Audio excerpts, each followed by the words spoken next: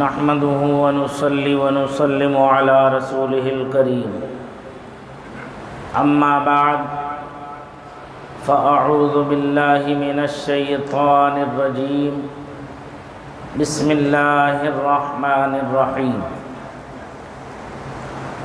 لقد من الله على المؤمنين إذ بعث فيهم رسولا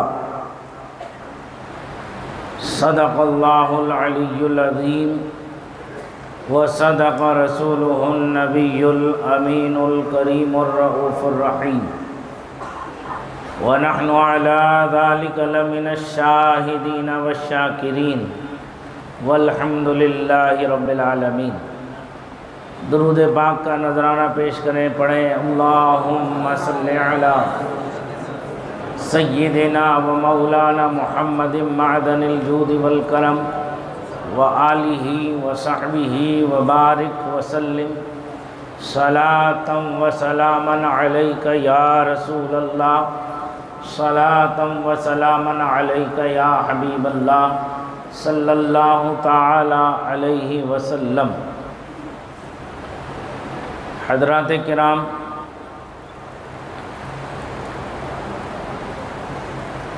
اللہ رب العزت جل جلالہ و عم نوالہ کا کرم، فضل و احسان عظیم ہے کہ اس نے ہمیں اور آپ کو اپنا خصوصی، اپنا محبوب، دانائے غیوب، عالم ما کان و ما یکون، سیاح لامکاں، انیس بے کساں، چارہ ساز درد منداں، یتیموں مسکینوں محتاجوں کا غم گسار آقا حضور سید عالم نور مجسم حضرت احمد مجتبی محمد مصطفیٰ صلی اللہ تعالی علیہ وسلم کی ذات والا صفات کو عطا فرمایا۔ خطبہ مسنونہ کے بعد جس آیت کریمہ کی تلاوت کا میں نے شرف حاصل کیا ہے، خالق کائنات ارشاد فرماتا ہے لقد من اللہ علی المؤمنین، تحقیق کہ اللہ تعالیٰ نے، من اللہ تعالیٰ نے احسان فرمایا، کس پر؟ علی المؤمنین، مؤمنین پر۔ کیا احسان فرمایا؟ اذ بعث فیہم رسولا، کہ انہی میں سے ایک رسول ذی شان کو مبعوث فرمایا، ایک رسول معظم کو بھیجا۔ اللہ تعالی نے، اگر ہم پورا قرآن کریم اٹھا کر کے ہم دیکھیں،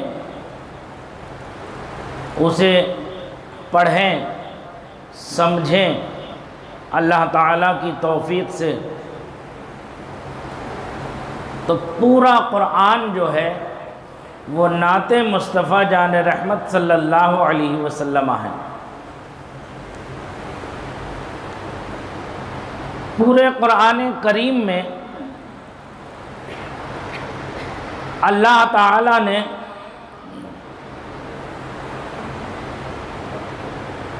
نماز عطا فرمائی، روزے کا حکم دیا، روزہ جیسا عظیم الشان جس کے لیے فرمایا گیا ہے کہ جو روزہ رکھتا ہے اس کا خالص اللہ کی رضا کے لیے، اس کا اجر و صلہ جو ہے، ایک روایت میں فرمایا گیا کہ میں اپنے دست قدرت سے اس کی جزا دوں گا، ایک روایت میں یہ ہے کہ میں خود اس کی جزا بن جاؤں گا۔ کتنا عظیم الشان اعلان عظیم ہے پروردگار کا۔ لیکن جو کچھ بھی اللہ تعالیٰ نے انعام و اکرام کی بارشیں اپنے بندوں پر فرمائی، کہیں بھی اس کے اندر اپنا احسان نہیں جتایا۔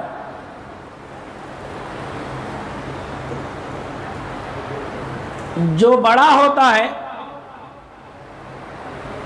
کسی کو دے کر کے اگر کوئی احسان جتائے تو پتہ چلتا ہے کہ وہ کوئی خاص اور اہمیت کی حامل چیز ہے۔ خالق کائنات نے ارشاد فرمایا کہ میں نے تم پر احسان کیا، اے مالک و مولا،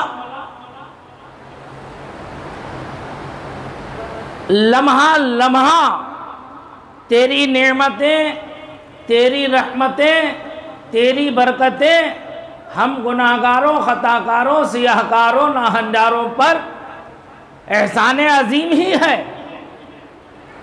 اس کے ساتھ تو فرما رہا کہ میں نے احسان کیا، تو کس چیز کو یہاں جتا رہا ہے، کس چیز کو یہاں بتا رہا ہے خالق کائنات؟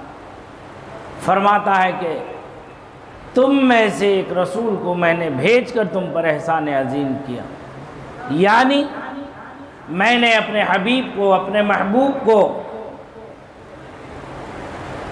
جس کے لیے خالق کائنات نے فرمایا تھا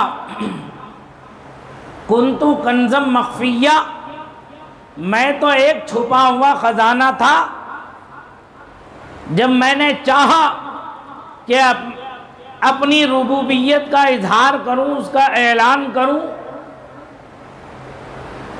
تو اے حبیب میں نے تمہیں پیدا فرما دیا،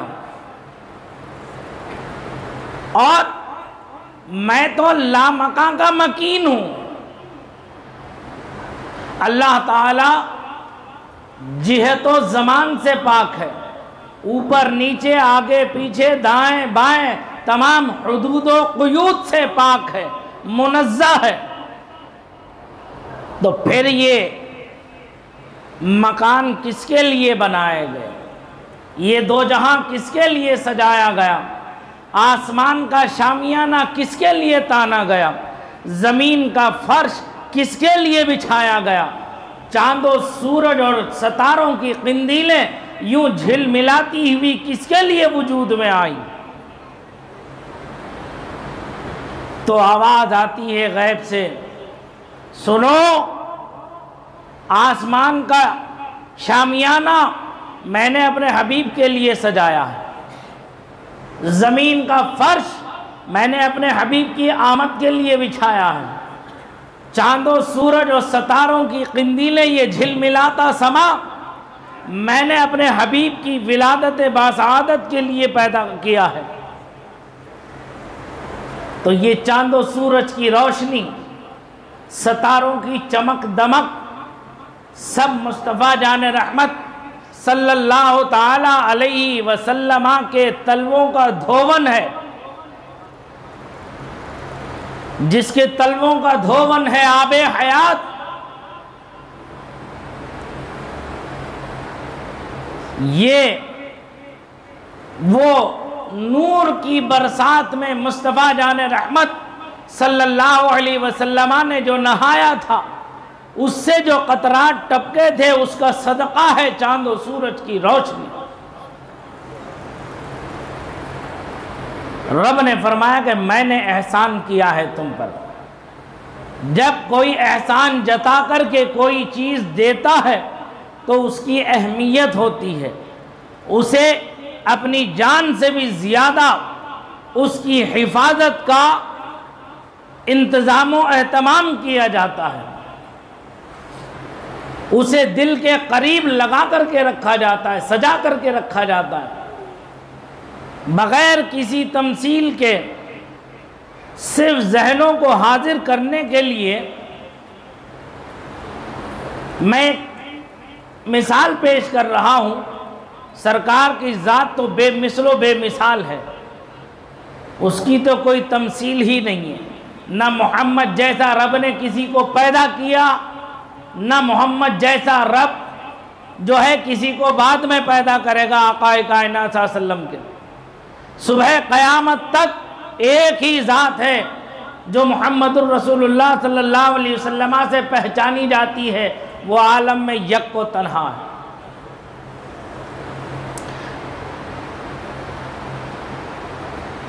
کہیں ہم کسی فنکشن میں شریک ہوتے ہیں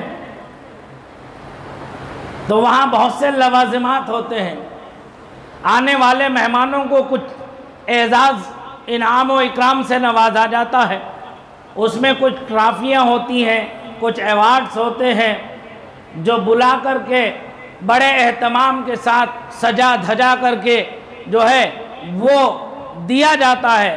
تو جس کو وہ دیا جاتا ہے وہ اپنے لیے بڑا فخر محسوس کرتا ہے نہیں کرتا ہے، اپنے لیے عزت کا ایک تمغہ سمجھتا ہے، اسے لا کر کے جہاں وہ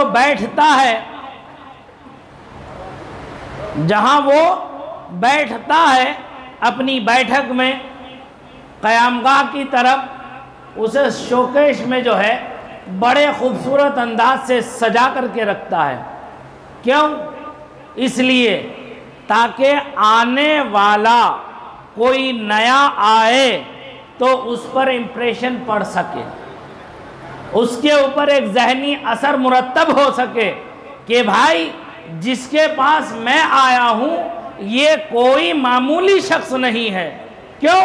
کیونکہ اسے دنیا والوں نے عزت و اکرام و انعام سے نواز کر معاشرے میں ایک مقام، ایک مرتبہ، ایک حیثیت عطا کی ہے۔ اس کی عزت اس تمغے کی وجہ سے بڑھ گئی، بڑی نہیں بڑھی، اس کی عزت میں اضافہ اس تمغے کی، اس ایوارڈ کی وجہ سے ہو گیا کہ دیکھنے والے نے دیکھ لیا کہ یہ کوئی عام لوگوں میں نہیں ہے۔ اور تمغہ بھی حسب مراتب ہوتا ہے، ایک پبلک یعنی عام لوگ ہوتے ہیں، ایک وی آئی پی ویری امپورٹنٹ پرسن ہوتا ہے، ایک خاص آدمی ہوتا ہے، اور ایک وی وی آئی پی ہوتا ہے۔ 3 کیٹیگری ہیں دنیا میں بسنے والوں کی۔ تو جو عام آدمی ہے اس کا معاملہ الگ، جو وی آئی پی ہے اس کا معاملہ الگ، اور جو وی وی آئی پی ہے اس کا معاملہ ہی الگ ہوتا ہے۔ تو آنے والا اس چیز کو دیکھ کر کے سمجھ جاتا ہے، پھر اس کی عزت، اس کا احترام اسی شان سے کرتا ہے بلا کسی تمثیل کے۔ ہمارا خالق، ہمارا ایمان کیا ہے؟ اللہ قادر ہے، اللہ مالک ہے، اللہ مختار ہے، اللہ رازق ہے، اس کی قدرت میں کسی کا عمل دخل، اس کے بنانے بناوٹ پر کسی کا اعتراض ہے نہیں۔ اگر وہ خالق و مالک ہمارا چاہتا تو پچھلی امتوں میں یعنی 1,24,000 یا کم و بیش 2,24,000 انبیاء کرام اور 313 رسولان عظام جو اس نے مبعوث فرمائے، ان میں سے کسی بھی امت میں پیدا فرما دیتا تو ہمیں کوئی اعتراض کا حق؟ پچھلی امتوں کا دستور الگ، جیسے میں نے پچھلے جمعے گزارش کی، اس میں جو ہے سرکار کے نور کی تقسیمات کا ذکر کیا تھا، یاد ہے آپ لوگوں کو؟ اس میں نے یہ عرض کیا تھا کہ اللہ تعالیٰ نے سرکار کے نور کے 4 حصے فرما کر ایک سے لوح کو پیدا فرمایا، ایک سے قلم کو پیدا فرمایا، پھر اور تقسیمات رہی، میں اس میں نہیں جاؤں گا، لیکن جب لوح یعنی تختی جسے لوح محفوظ کہا جاتا ہے اسے پیدا فرمایا اور قلم کو پیدا فرمایا، قلم کو پیدا فرمانے کے بعد پروردگار عالم نے جو ہے اسے حکم عطا فرمایا۔ کیوں؟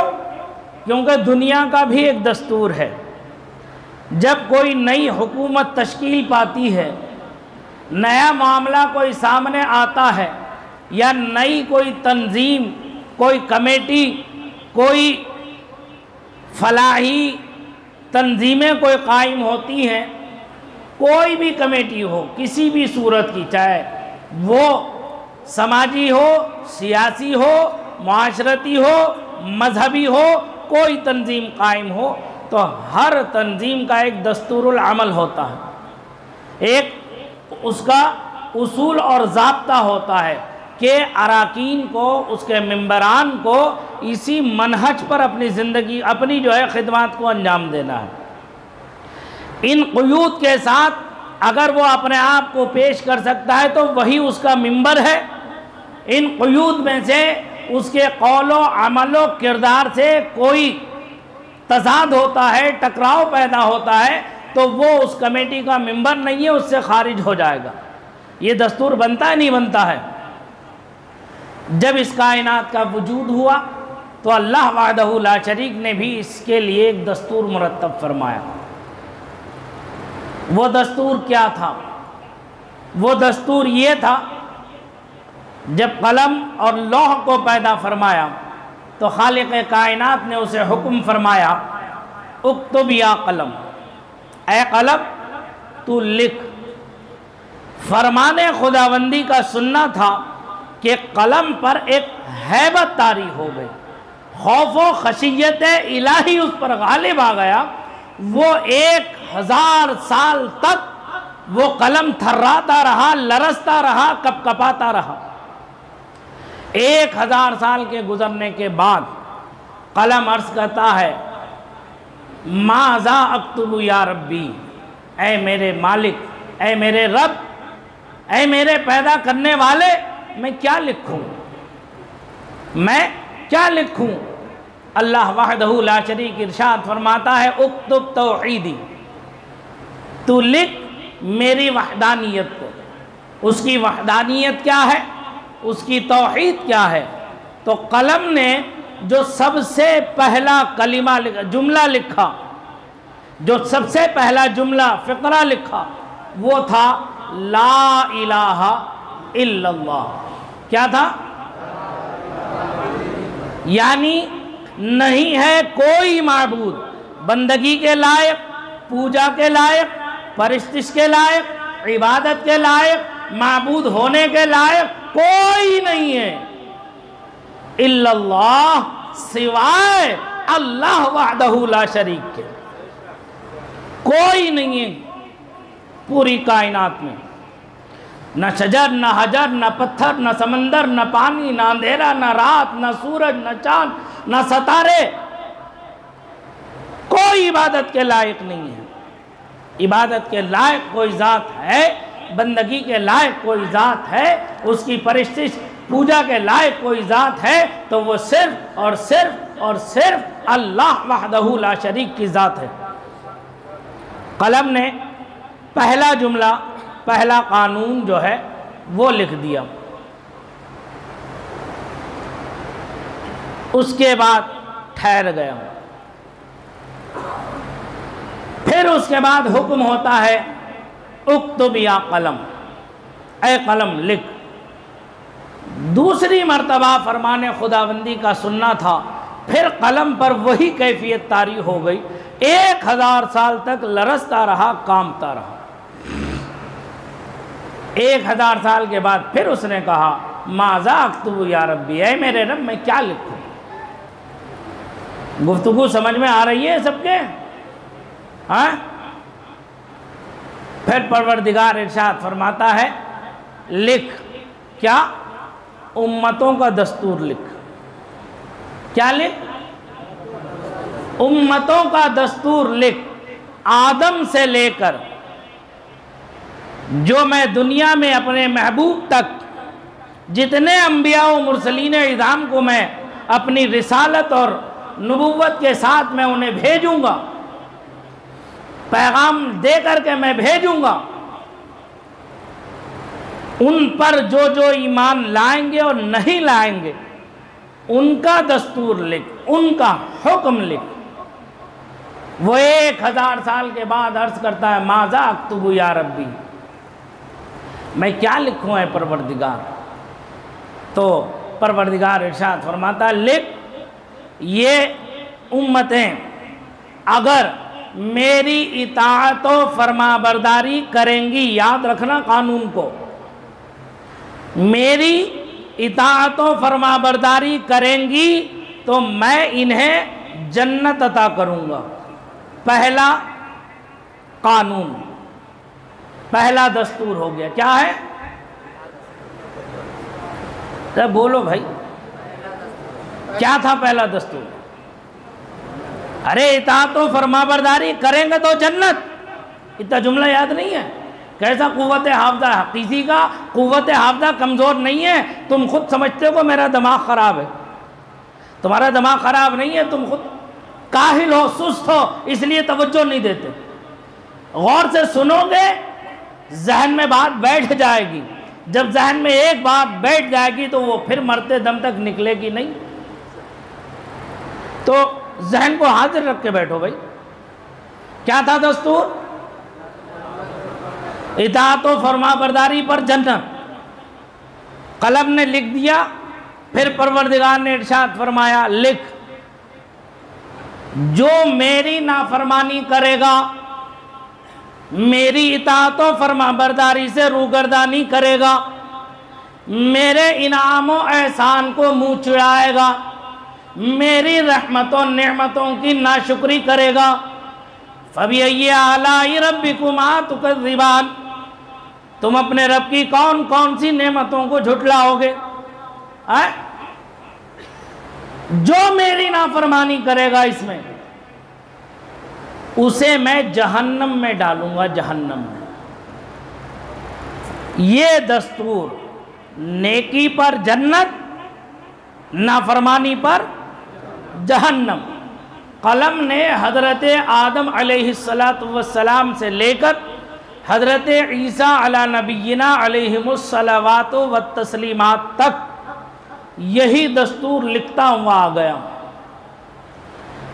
اب باری آ گئی اپنے حبیب کی، اپنے محبوب کی، جس کے لیے کل عالم کو وجود بخشا گیا۔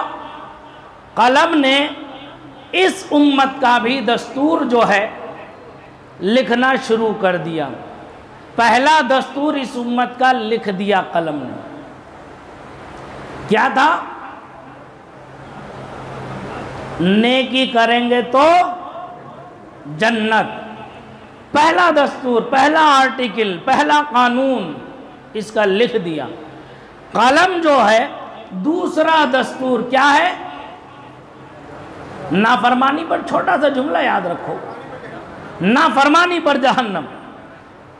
یہ دستور دوسرا لکھنا ہی چاہتا تھا، قلم اٹھا ہی تھا لکھنے کے لیے، تو اللہ وحدہ لا شریک نے حکم فرما دیا تعدب یا قلم، تعدب یا قلم، تعدب یا قلم، اے قلم ادب کر، اے قلم ادب کر، اے قلم ادب کر۔ یہ ادب کا مقام ہے، یہ کسی اور کی باری نہیں ہے بلکہ میرے حبیب مصطفیٰ جان رحمت کی امت کی باری ہے۔ ادب کر، ادب کا مقام ہے۔ اب سمجھ میں آ رہی ہے وی وی آئی پی کیا چیز ہے؟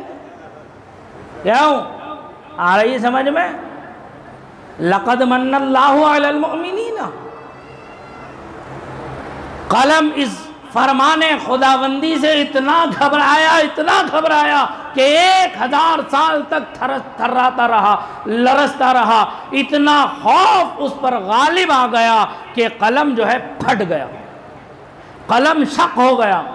آپ فاؤنٹن پین دیکھتے ہو، روشنائی کا قلم دیکھتے ہو، جو کتابت کرنے والے سینٹے کے قلم سے لکھتے ہیں تو دیکھتے ہو اس کے اندر ایک پھٹن ہوتی ہے، یہ پھٹن اسی کی سنت ہے جو یاد دلاتی ہے، اے لوگو خبردار آگاہ ہو، اپنے نصیبوں پر موج کرو، اپنے نصیبوں پر خوش ہو جاؤ کہ تمہیں کوئی رعایت ملی ہے، تمہیں کوئی سہولت ملی ہے تو خالق کائنات نے اپنے حبیب مالک و مختار نبی کے صدقے اور طفیل میں تمہیں دی ہے۔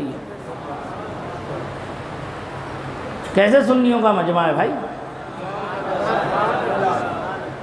ارے عشق تو دل سے بولتا ہے، دل سے۔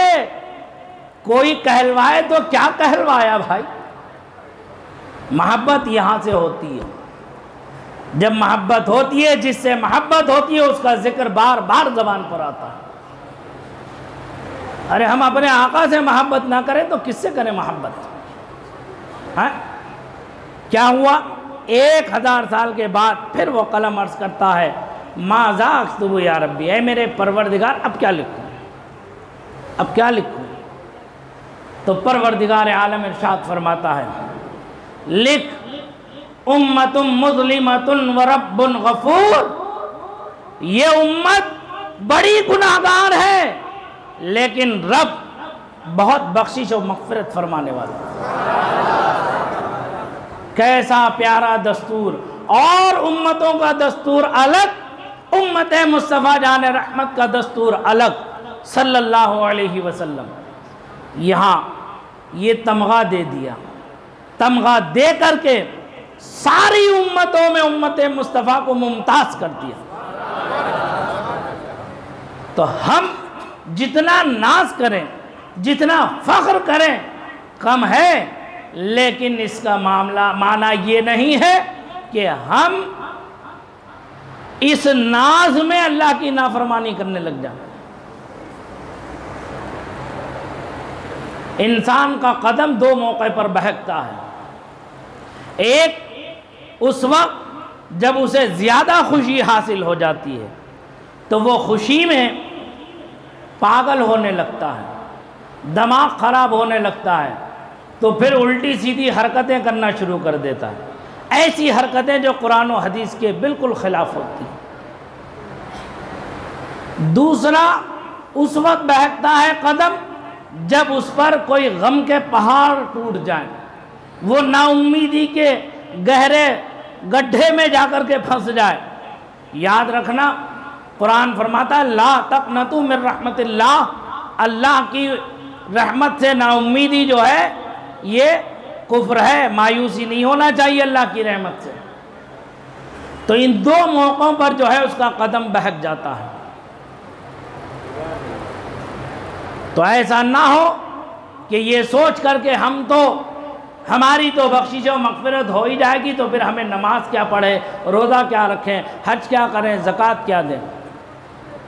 دستور جہاں رعایت ہوتی ہے وہیں کچھ ایسے قوانین بھی جسے کہتے ہیں امینڈمنٹ کرنا، کچھ قوانین ایسے بھی اس کے اندر محفوظ کر دیے جاتے ہیں کہ اگر یہ VVIP بھی غلطی پر آ جائے تو ان کو بھی سیدھے راستے پر سدھارنے کے لیے جو ہے کوئی نہ کوئی قانون، کوئی نہ کوئی طریقہ ایسا باقی رہے کہ جس سے راہ راست پر چلتے رہیں، یہ مست ہاتھی کی طرح ڈولتے ہوئے ادھر ادھر جا کے منہ نہ مار دیں۔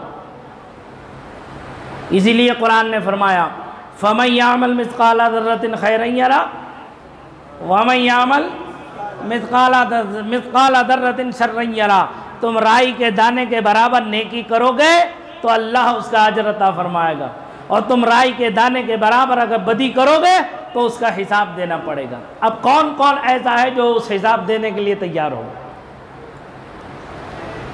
کسی نے کیا خوب کہا ہے، غریب جو ہے دونوں جہان میں عافیت و سلامتی میں ہے، غریب جو ہے دونوں جہان میں عافیت و سلامتی میں ہے۔ کہا کیسے؟ کہا یہاں حساب سے اور وہاں عذاب سے۔ حساب سے وہاں عذاب سے، دونوں جہان میں عافیت ہے۔ کیوں؟ کیونکہ اس کے پاس اتنا مال و دولت ہی نہیں ہوگا جو حساب و کتاب کا معاملہ پیش آئے، اور اس کے پاس اتنا کبر و غرور و تفکر ہی نہیں ہوگا کہ جو وہاں عذاب کا مستحق بن جائے. مختصراً جو کچھ بھی ہوگا حساب کتاب جلدی نپٹ جائے گا. سمجھ میں آ رہی بات؟ تو یہ امت کا دستور دے کر خالق کائنات نے احسان فرما دیا اور پھر ارشاد فرمایا یہ رعایت، یہ کمی، یہ انعام و اکرام جو تمہیں ہے وہ میں نے اپنے حبیب کے صدقے اور طفیل میں تمہیں بخشا. تو وہ خالق چاہتا تو ہمیں پچھلی امتوں میں پیدا کر دیتا، عذاب و حساب برابر ہو جاتا.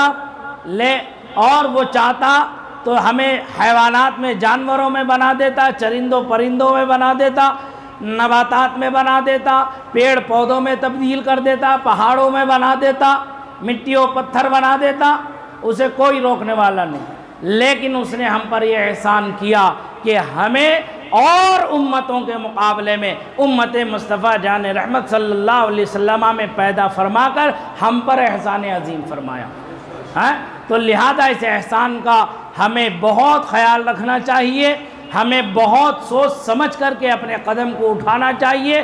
ہمیں جو ہے زندگی کے ہر قدم پر، ہر لمحے پر جو اللہ نے ہمیں سانس دی ہے، ہمیں اللہ اور اس کے رسول کی رضا کو پیش نظر رکھ کر کے چلنا چاہیے اور اس کے حبیب کی آمد ولادت باسعادت پر خوشیاں منانا چاہیے. کیوں؟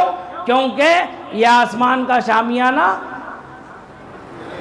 مصطفیٰ کی آمد کے لیے سجایا گیا، زمین کا فرش آقا کی آمد کے لیے بچھایا گیا، چاند و سورج کی قندیلیں سرکار کی ولادت کے صدقے میں سجائی گئیں. اور شب معراج جب آقا کائنات صلی اللہ علیہ وسلم جو ہے آسمان دنیا پر تشریف لے گئے تو وہاں دیکھا سونے کے ستون بنے ہوئے تھے. حضرت جبریل سے پوچھا ہے جبریل یہ ستون کیسے ہیں سونے کے؟ تو کہتے ہیں اللہ کے رسول جب آپ اس دنیا میں خاکدان گیتی پر جلوہ بار ہوئے تھے اس وقت اللہ کے فرشتوں نے آپ کی ولادت باسعادت کی خوشی میں آسمان پر سونے کے ستون سجائے تھے. تو لہذا سرکار کی ولادت پر محلوں کو سجانا، گلی کوچوں کو سجانا، گھروں کو سجانا، مساجد کو سجانا، مزارات کو سجانا اور مدرسوں کو سجانا، یہ فرشتوں کی سنت ہے. سنت اگر کوئی بدبخت یہ کہے کہ یہ شرک و بدعت ہے تو وہ عقل کا مارا ہوا ایسا کوڑھی اور اندھا ہے کہ اسے جو ہے آقا کی محبت کا ذرا سا احساس نہیں ہے. رب فرماتا ہے میں نے احسان کیا ہے تم پر، میں نے اپنا حبیب دے دیا اور جو میں نے اپنی سب سے بڑی کوئی چیز تمہیں دی ہے تو اس انعام پر شکر ادا کرو. وَأَمَّا بِنِعْمَةِ رَبِّكَ فَحَدِّثْ فرمایا میں نے جو ہے تمہیں اپنا حبیب دیا ہے اور اس حبیب کی آمد پر خوب سے خوب چرچا کرو، اس کی ولادت کی خوشیاں خوب سے خوب تر مناؤ. نہ یہ شرک ہے، نہ یہ بدعت ہے، نہ یہ ناجائز ہے، نہ یہ حرام ہے. وہ عقل کے اندھے ہیں جو اس پر اس طرح کے فتوے لگاتے ہیں. ان سے پوچھو اگر یہ ناجائز و حرام ہے تو یہ حرام کام تم اپنی شادی پر خوشیاں منا کے کرتے ہو نہیں کرتے ہو؟ اپنے گھر کو ڈیکوریٹ کرتے ہو کہ نہیں کرتے ہو؟ آج کل دولہا کے کمرے کو ایسا سجاتے ہیں پی او پی سے اور جو ہے قندیلوں قمقموں سے. شب زفاف میں اس کے بستر کو پھولوں سے سجا کر کے پورے کمرے میں خوشبوؤں کو معطر کرتے ہیں. یہ بتاؤ یہ کہاں سے ثابت ہے؟ یہ بینڈ باجے جو حرام ہیں، ناجائز ہیں، کسی صورت میں جائز نہیں ہیں، تو انہیں تم اپنی شادیوں میں لے کر کے جاتے ہو. یہ حرام کام جسے تم جائز سمجھتے ہو ہمیں بتا دو اس کا ثبوت کہاں.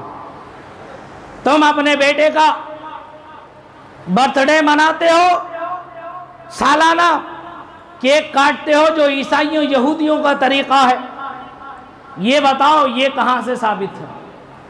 تم اپنے بیٹے کا عقیقہ کرتے ہو، اس میں لوگوں کو ہزاروں ہزار کی تعداد میں دعوت دے کر کے بلاتے ہو، ختنہ کرتے ہو، بسم اللہ خوانی کرتے ہو اور گھروں میں اپنے فنکشن کرتے ہو یہ بتاؤ ہمیں اس کا ثبوت پیش کرو، کہاں سے کرتے ہو؟ جب اگر یہ جائز ہے تو ارے عقل کے اندھے یہ تو بتا، جس کے صدقے طفیل میں تجھے وجود ملا، تیرے باپ کو وجود ملا، تیری ماں کو وجود ملا، تیرے خاندان کو وجود ملا، تجھے عزتیں ملی، وہ مصطفیٰ جان رحمت صلی اللہ علیہ وسلم کی ولادت باسعادت پر یہ سب ناجائز و حرام کہاں سے ہو گیا؟ قرآن تو حرام نہیں کہتا، احادیث مبارکہ تو حرام نہیں کہتے۔ کچھ بدبخت آگے بڑھتے ہیں تو کہتے ہیں کہ جو ہے حضور کے زمانے میں میلاد آیا کسی نے نہیں منایا، ابو بکر کے زمانے میں آیا تو نہیں منایا، فاروق اعظم کے زمانے میں آیا تو انہوں نے نہیں منایا، عثمان غنی کے زمانے میں آیا تو انہوں نے نہیں منایا، مولا علی کے زمانے میں آیا تو انہوں نے نہیں منایا۔ ارے عقل کے اندھے تاریخ پڑھ، اٹھا کر کے دیکھ کہ مصطفیٰ کا میلاد کی شان سے مناتے تھے صحابہ۔ ارے وہ میدان جنگ میں تم فاتحہ کے بعد شیرینی تقسیم کرنے پر، لڈو تقسیم کرنے پر اعتراض کرتے ہو، وہ میدان جنگ میں مرد مجاہد مصطفیٰ جان رحمت کی ولادت کی خوشیاں مناتے ہوئے کہ ہمیں وہ رسول معظم آیا جس نے ہمیں راہ حق پر جو ہے گامزن فرمایا، وہ رسول معظم آیا دنیا میں جس کے صدقے میں اللہ نے ہمیں ایمان کی دولت سے نوازا، مصطفیٰ کی نعت پڑھتے رہے، مصطفیٰ کا میلاد پڑھتے رہے، دشمن کے مقابلے میں میدان میں اتر کر اپنی گردنوں کا نذرانہ محبت پیش کرتے رہے، وہ اپنی گردنیں کٹوا دی میلاد میں، اور تمہیں لڈو بانٹنے میں تمہیں شرم آتی ہے؟ تمہیں لڈو کی تقسیم پر اعتراض ہوتا ہے؟ ذرا سوچو، یہ پوری کائنات سرکار کے صدقے طفیل میں، اگر ایسا کوئی تمہیں ملے بھی تو اسے نیگلیکٹ کر دو، ایسا جیسے کہ اس کی کوئی وقت نہ ہو، اس کی کوئی حیثیت نہ ہو، اس کی کوئی اوقات نہ ہو، جیسے جوتی میں رکھ کر ٹھوکر سے مارتے ہیں ایسے ان بدبختوں کو مار دو، چھوڑ دو کہ جو ہے ان سے کوئی واسطہ نہیں، کوئی تعلق نہیں۔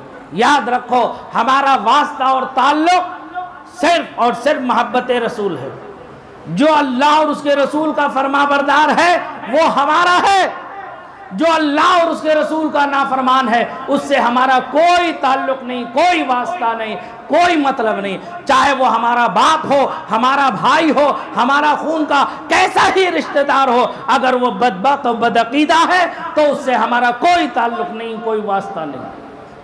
ہمارا واسطہ صرف مدینے والے آقا کی ذات سے۔ بس یہ آخری پیغام لے کر کے اٹھو، اور ربیع الاول شریف آ رہا ہے، اپنے گھروں کو، مکانوں کو، دکانوں کو، گلیوں کو، کوچوں کو خوب سے خوب پاک اور حلال کمائی سے سجاؤ، اور سرکار کے نام پر گلی گلی لنگر کرو، گلی گلی جو ہے غریبوں، یتیموں، مسکینوں، محتاجوں کی مدد کرو، جو بیمار ہیں ان کی دوا کا انتظام کرو، جو مریض ہیں ہاسپٹل میں ایڈمٹ ہیں، جو پیسے نہیں ہیں جن کے پاس علاج معالجے کے لیے، مصطفیٰ جان رحمت کی ولادت کی خوشی میں ان کی مدد کر کے ان کا علاج معالجہ کراؤ۔ ایک آدمی نہیں کر سکتا تو 2 4 8 10 لوگ مل کر کے تھوڑا تھوڑا کر کے اس کی مدد کرو، تاکہ وہ تمہاری مدد آقا کی بارگاہ میں قبول ہو اور وہ راہ راست پر آ جائے۔ سمجھ میں آ رہی بات؟ تو گلی گلی خوب سے خوب تر لنگر کرو سرکار کے نام پر۔ لیکن چونکہ افسوس کی بات یہ ہے کہ یہاں کی حکومت نے جو ہے جلوس کی پرمیشن نہیں دی، جبکہ اور دوسری حکومتیں جو کٹر پنتھی بی جے پی کی حکومتیں ہیں جسے کہا جائے، وہاں جلوس کی اجازتیں ہیں، لیکن یہاں ہمارے یہاں افسوس کی بات ہے کہ جلوس محمدی کی اجازت نہیں دی گئی۔ بڑے افسوس کی بات ہے۔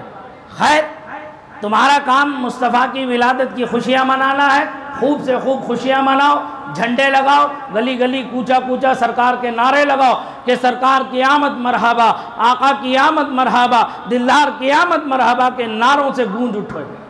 اور جو پروگرام میلاد النبی کے سج رہے ہیں اس میں جہاں تک تم سے ہو سکے شرکت کرو، ہر سنی صحیح العقیدہ کی مسجد میں حاضر ہو، میلاد کی محفل میں شرکت کرو۔ اور آپ کے یہاں پر بھی جو ہے محفل میلاد 12 ربیع الاول یعنی 11 کا دن گزار کر جو 12 کی رات آئے گی، اس میں جو ہے رات بھر کا آپ کا یہاں اہتمام رہے گا، اس میں جو ہے تقریر کا پروگرام رہے گا، مصطفیٰ کی ولادت کا کے تعلق سے گفتگو ہوگی، اور پھر